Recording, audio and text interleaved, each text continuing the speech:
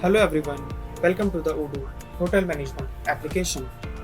In this video, we will quickly learn how to create a booking, how to add services, and how to check in and check out into the room. So first open the Hotel Management application from the main menu.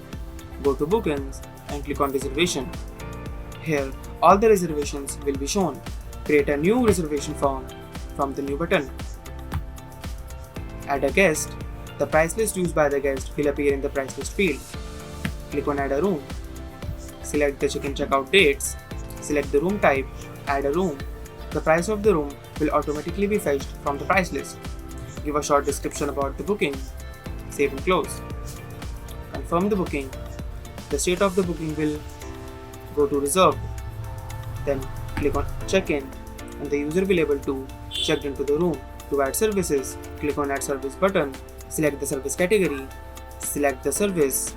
The price of the service will automatically be fetched. Add the service and the service will be added in the booking lines. If for any case user wants to early checkout, then click on Early Checkout button. Give OK to the confirmation box.